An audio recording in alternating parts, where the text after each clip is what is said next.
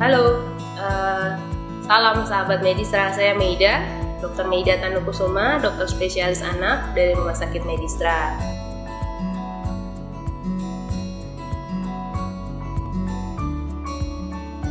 Pada kesempatan kali ini kita akan membahas tentang DBD, demam berdarah dengue.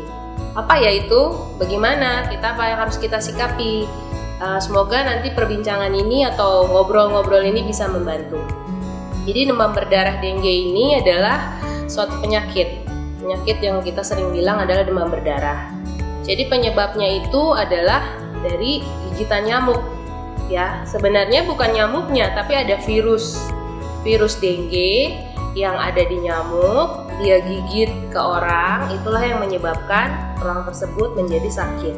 Ya, namanya adalah virus dengue. Virus dengue ini sendiri dia banyak sekali spektrumnya. Jadi banyak sekali jenis-jenis dari virus dengue ini. Maka itu orang yang sakit demam berdarah ada yang ringan sampai yang berat. Ya, kalau yang ringan itu bahkan ada beberapa kasus yang tanpa gejala meskipun dia gejala ringan, maksudnya meskipun dia infeksinya demam berdarah gitu, atau sampai ada yang harus masuk ICU yang berat sekali. Nah, itu overview-nya. Kemudian apa ya yang harus kita tahu nih anak kita, terutama anak ya, karena saya dokter spesialis anak, curiga ke arah demam berdarah, apalagi zaman sekarang ini hujan panas, jentik nyamuk banyak ya. Nah, pertama adalah satu pasti demam ya, karena ini penyakit infeksi virus. Jadi demamnya itu biasanya demam terus menerus selama 3 hari awal. Jadi demam berdarah ini punya kurva demam yang unik. Jadi 3 hari pertama dia akan demam terus, kemudian setelah hari ketiga, hari keempat, kelima dia akan masuk ke fase turun demamnya. Jadi kita bilang ada demam pelana kuda. Demamnya turun hari keempat, kelima. Setelah itu, nah inilah fase-fase yang malah kita harus hati-hati, karena biasanya jatuh ke arah berat atau shock di fase ini. Nah, setelah itu dia hari ke-6, 7 sebenarnya itu fase penyembuhan. Kadang-kadang ada demam lagi sedikit, tapi itu adalah fase penyembuhan. Ya, itu masuk ke fase penyembuhan. Nah, setelah itu anak akan kembali lagi pulih seperti biasa. Nah, yang ditakutkan oleh ibu-ibu dan kita tenaga kesehatan juga adalah tidak terdeteksinya pada saat masuk ke fase kritis ini. Ya, ini tentang pola demam. Tadi gejala klinis ya, satu kan demam. Jadi demamnya seperti itu.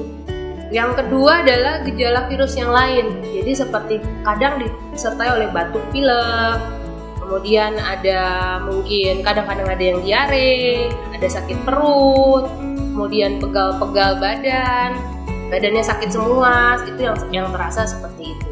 Tapi yang khas buat saya dari pengalaman klinis adalah demam tersebut. Kemudian anak itu adalah keluhan nyeri perut, jadi perutnya sakit, tidak bisa makan. Kemudian perutnya terasa seperti begah gitu. Yang ketiga adalah dia anaknya nggak mau makan, terlihat loyo. Ibu-ibu biasanya mama-mama tahu nih, kok anaknya tidak bersemangat, tidak ada tenaga seperti itu. Nah, itu gejala klinisnya. Nah, makanya saya sarankan kalau demam hari pertama, hari kedua, hari ketiga baiknya dibawa ke dokter anak untuk dilihat apakah ini.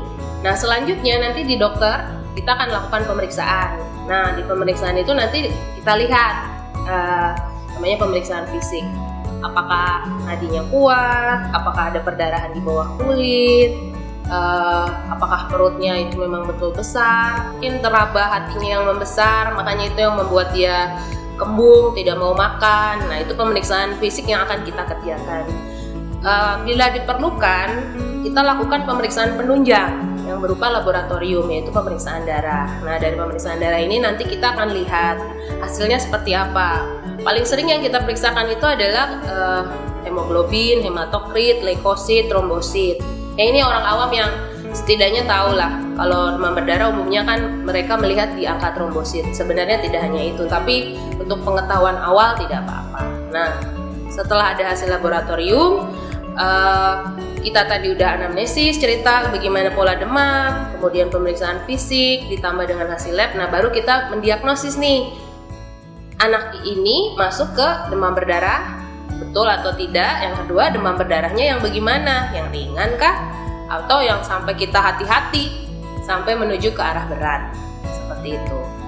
Terima kasih, semoga perbincangan kita ini bermanfaat. Oh ya, sebelumnya saya ada sedikit note kalau nyamuknya ini, nyamuk yang menjadi vektor dari virus dengue itu umumnya nyamuk yang menggigit di siang hari. Biasanya kurang lebih dari jam 11 sampai sekitar jam 5 sore. Ya, jadi hati-hatilah pada saat-saat tersebut, jagai anak-anak Anda dari nyamuk-nyamuk dengan membasmi nyamuk.